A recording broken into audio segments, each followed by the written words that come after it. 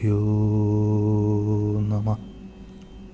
श्रीमद् भगवद गीता अध्याय 3 कर्मयोग श्लोक 5। न हि कच्चित् क्षणमपि जातु तिष्ठत्य कर्मकृत् कार्यते ह्यवशः कर्म सर्वः प्रकृतिजैर्गुणैः।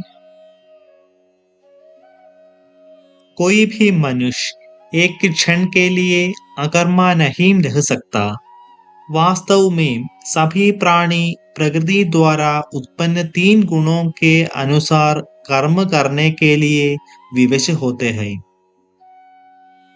कुछ लोग सोचते हैं कि कर्म का संबंध केवल व्यावसायिक कार्यों का निष्पादन करने से है, न कि दिनचर्या संबंधी कार्य जैसे कि खाना, पीना, निद्रा, जागना और विचार करना।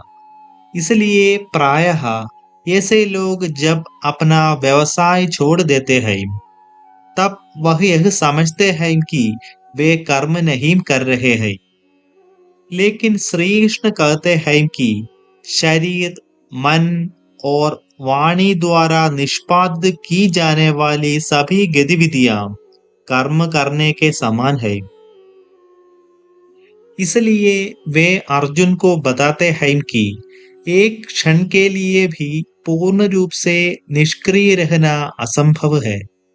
यदि हम केवल कहीं बैठे हैं तो यह भी एक क्रिया है, और जब हम लेटते हैं तो यह भी एक क्रिया है।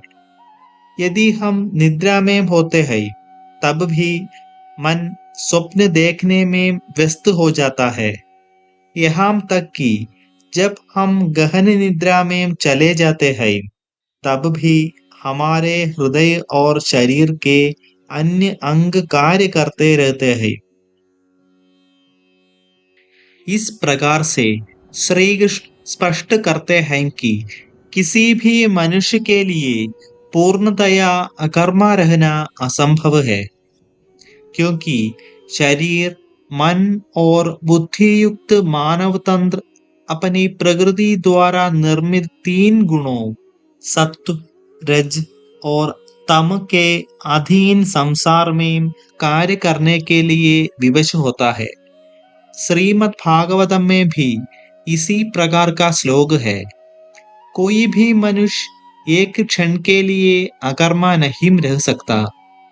सभी जीव अपने प्राकृतिक गुणों द्वारा कर्म करने के लिए बाध्य होते हैं। आगे हम विस्तार से चर्चा करेंगे।